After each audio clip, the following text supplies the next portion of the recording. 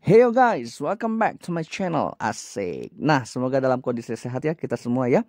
Nah, kali ini gue akan ngebahas latihan soal TPS kuantitatif lagi nih.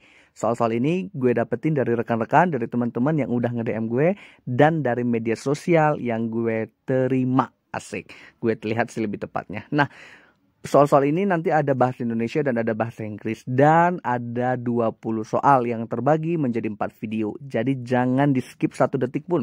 Harus ditonton dari awal, pertengahan, hingga akhir videonya. Sayang loh ya kalau nggak diikutin dari awal. Dan jangan di skip. Nah, kalau bisa juga kalian sebarkan ini, share ke teman-teman kalian supaya apa? Dapat pembelajaran yang sama. Dan kalau yang belum subscribe, silahkan klik tombol subscribe sekarang juga. Supaya apa? Dapat notifikasi terus dari gue. Asik. Dan like dong ya, biar semakin semangat aku buat kontennya. Oke, tanpa berlama-lama kita akan cus bahas soalnya. See you at the questions. Kita mulai dari soal nomor 1. Diketahui ada gambar sebagai berikut. Pertanyaannya luas daerah pada gambar. Luas daerah di sini saya asumsikan adalah luas yang diarsir ya. Nah, kalau ditanya luas diarsir, maka kita lihat dulu. Ini merupakan seperempat lingkaran ya secara utuh. Berarti untuk mencari luas yang diarsir, kita menggunakan rumus luas seperempat lingkaran ini dikurang dengan luas segitiganya. Kalau kita perhatikan ini kan berbentuk segitiga ya, siku-sikunya di sini. Berarti luas arsiran atau luas daerah yang diarsir adalah luas seperempat lingkaran dikurang luas segitiga. Nah, kita perhatikan luas seperempat lingkaran berarti 1/4 dikali pi/r kuadrat. Sedangkan luas segitiga setengah dikali alas dikali tinggi. Maka 1/4 kali pi-nya 22/7, radiusnya adalah 21 cm. Berarti 21 kuadrat gitu ya. Dikurang setengah kali. Nah, alas segitiga kan ini ya, OB ataupun OA sama. Sedangkan tingginya juga gitu, OA atau OB. Karena ini merupakan segitiga siku-siku. Nah, berarti di situ setengah kali 21 dikali 21. Nah, kalau kita perhatikan, ini 21 kuadrat, ini 21 kuadrat. Ini setengah, ini 1/4. Ini kita selesaikan dulu. Bagi 2, bagi 2. Nah, berarti kan setengah-setengah. Maka kita mempermudah pengerjaan, 21 kuadrat dikali setengah. Kita keluarkan, ini sisanya adalah 11/7 dikurang 1. Nah, ini kita lanjutkan di sini. Maka, luas arsiran ya menjadi 21 kuadrat dikali 1/2 dikali 11/7 dikurang 1 berarti 4/7. Nah, ini kita selesaikan. Berarti menjadi, ini kan habis ke sini ya. Jadi 2. Kemudian 21 kali 2 kali, ini coret 1 21-nya ke sini berarti 3. Nah, nanti tinggal diselesaikan. 21 kali 6 berarti 126 cm kuadrat. Nah, ini kan caranya dengan memanfaatkan ilmu matematik tanpa menggunakan kalkulator. Kalau kalian misalkan langsung aja lah hitung manual, nggak apa-apa. Yang penting hasilnya pasti sama, yaitu yang C. Nah, gitu aja ya untuk soal ini. Kita lanjutkan ke soal berikutnya. Nomor 2. Dikatakan dalam suatu kandang terdapat 50 ekor ayam. Nah, 27 ekor jantan dan 18 diantaranya berwarna hitam. Yang berwarna hitam totalnya 35 ekor. Berapa ekor ayam betina yang tidak berwarna hitam? Nah, kalau soal seperti ini kita buat dulu bagaimana peta konsepnya. Katanya ada 50 ekor ayam. Kemudian 27 diantaranya adalah jantan. Nah, berarti ini 27 adalah jantan. Berarti sisanya berapa? Sisanya 13. Salah, 23. Nah, berarti 23 ini adalah yang betina. Nah, kalau sudah ketahuan seperti ini berdasarkan jenis kelaminnya, maka kita lihat lagi. 18 diantaranya berwarna hitam. Itu mengacu kepada yang jantan ya. Berarti ini kita bagi 2 lagi. Ada 18 ekor yang berwarna hitam. Berarti sisanya berapa? 9 karena 27 dikurang 18. Nah, 9 itu yang tidak berwarna hitam. Jadi tidak hitam. Sementara yang 23 betina kita bagi 2. Ada yang hitam dan ada yang tidak hitam. Nah, katanya apa? Yang berwarna hitam seluruhnya 35. Sementara yang jantan udah ada 18. Berarti 35 kurang 18, 17. Nah, jadi betina hitam ada 17. Sementara betina yang tidak hitam, 23 kurang 17. Berarti 6. Nah, maka jawaban yang tepat untuk soal ini adalah yang A, 6 ekor. Gitu caranya ya. Jadi kalian buat dulu peta konsepnya seperti ini. Supaya kebayang siapa yang kita cari. Oke? Kita lanjut lagi ke soal berikutnya. Nah, ini soal sedemikian dalam bahasa Inggris. In triangle CAT we have, ya. Katanya ada ini. Sudut ACT sama dengan sudut ATC. Dan sudut CAT 36 derajat. Nah, if TR bisects ATC, then CRT. Nah, berarti kita lihat. Katanya jika TR, ya, garis TR ini bisect. Bisect itu artinya, sorry ya, bukan biseksual ya, tapi bisect. Nah, ini katanya membagi dua. Nah, membagi dua sama rata pastinya ya. Nah, jadi membagi dua sama rata. Jadi bisection gitu ya, jadi membagi dua. Nah, katanya TR itu membagi dua sudut ATC. Berarti ini nanti kita misalkan adalah X, ini juga X gitu ya, akan sama nilainya. Nah, berarti sudut CRT berapa? Nah, yang ditanya adalah yang ini. Nah, sudut CRT. Oke, kita lihat dulu. Karena sudut ACT sama dengan ATC, berarti ini merupakan segitiga sama kaki ya. Nah, segitiga sama kaki.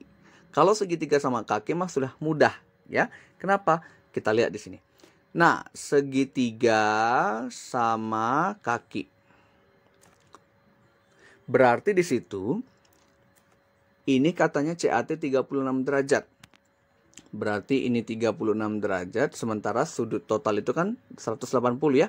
Berarti 180 derajat sama dengan 36 derajat plus, tadi kalau ini kita misalkan adalah 2X gitu ya, karena ini kan XX ya.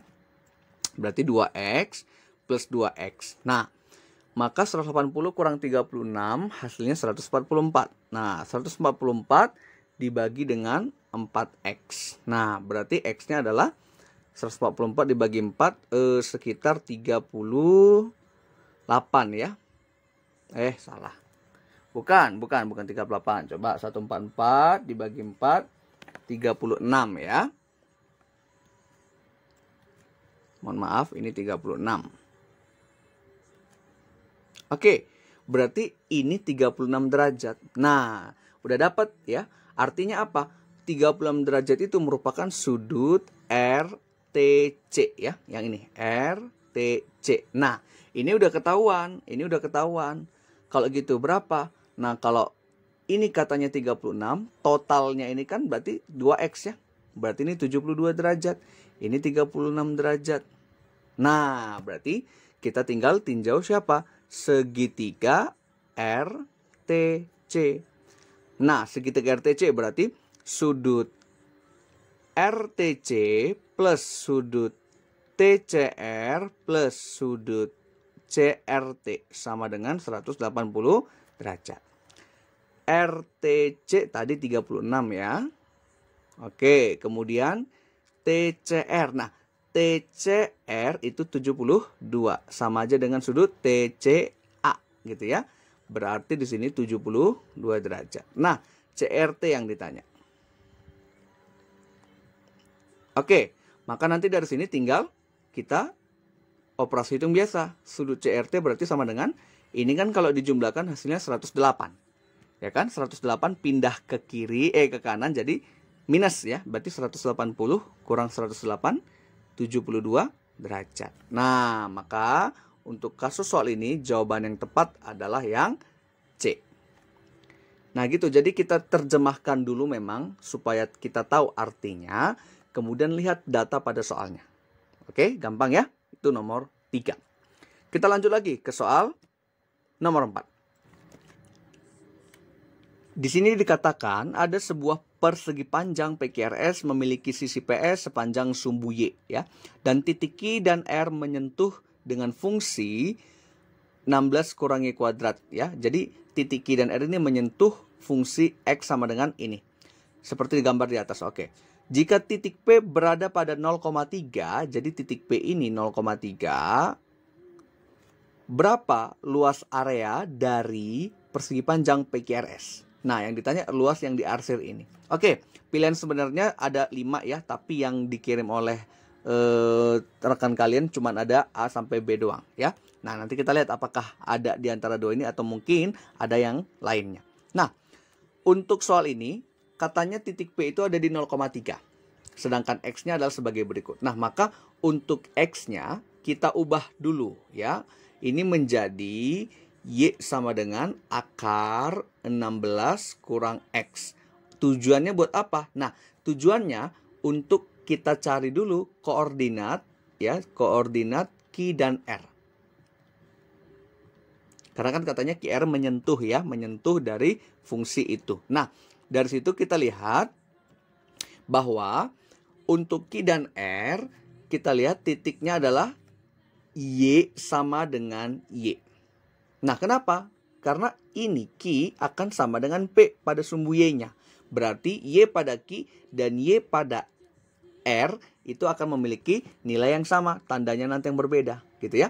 Berarti ini adalah 3, sementara ini adalah 16 kurang X. Akar 16 kurang X. Berarti dari situ kita ketemu nanti nilai X-nya sama dengan 7. Nah, nanti dihitung sendiri ya. Nah, berarti koordinat untuk titik Q-nya adalah 7,3 ya. Ini 7, X-nya 7, Y-nya 3 di sini ya. Sementara untuk titik R, X-nya adalah 7 yang ini, S-nya adalah minus 3. Nah, gitu kira-kira. Berarti sudah ketahuan titik Q dan R-nya. Terus buat apa? Untuk mencari luasnya. Nah, berarti dari situ luas persegi panjang PQRS adalah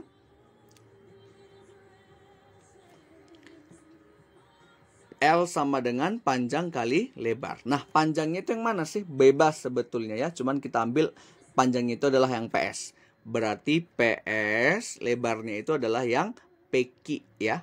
Ataupun SR pun boleh. Nah, PS itu berarti ini kan tadi 3 ya. Ini minus 3. Berarti PS-nya adalah 3 dikurang minus 3 dikali. Ini PQ berarti dari sini ke sini kan tadi 7 ya. Berarti 7 dikurang 0. Kenapa 0? Karena dari sini titiknya. Ini kan 7 nih. Ini 7, ini 0. Oke, berarti dari situ 3 kurang min 3 berarti 6 kali 7. Berarti luasnya adalah 42 satuan luas. Nah, berarti sudah pas ya. Ini adalah jawabannya yang B, 42. Nah, jadi gitu. Kalau katanya ini menyentuh, berarti lihat mana yang sama. Berarti koordinat titik Y pada P akan sama dengan Q. Sedangkan S itu adalah, ini nanti berarti 0, minus 3. Nah, beda tanda doang. Gitu ya. Nah, supaya dapat berapa nilai lebarnya. Panjangnya kan udah ketemu. Oke, itu untuk nomor 4. Nah, sekarang kita ke nomor 5. Nah, untuk nomor 5. Jika ABC sama dengan 6 dan AB dan C adalah bilangan bulat positif. Ingat ya, bilangan bulat positif. Yang berbeda. Nah, mana pernyataan di bawah ini yang benar? Oke, kita analisis dari pernyataan pertama. A tambah B tambah C lebih kecil dari 7. Nah, A, B, C adalah 6. Syaratnya bilangan bulat positif yang berbeda. Ini mah kita coba ambil ya, ambil pemisalan saja. Yaitu 1 kali 2 kali 3. Hasilnya benar 6 kan? Iya, benar 6. Boleh nggak dibalik? Boleh. Boleh 2 kali 1 kali 3. Boleh 3 kali 2 kali 1 dan sebagainya. Pokoknya kombinasi dari 3 angka ini. Nah, sekarang kita mau menguji pernyataan pertama. Ya, kita mau menguji pernyataan pertama, dikatakan apa? Bahwa A tambah B tambah C lebih kecil dari 7. Masukin aja ini. 1 tambah 2 tambah 3, ya 6 kan?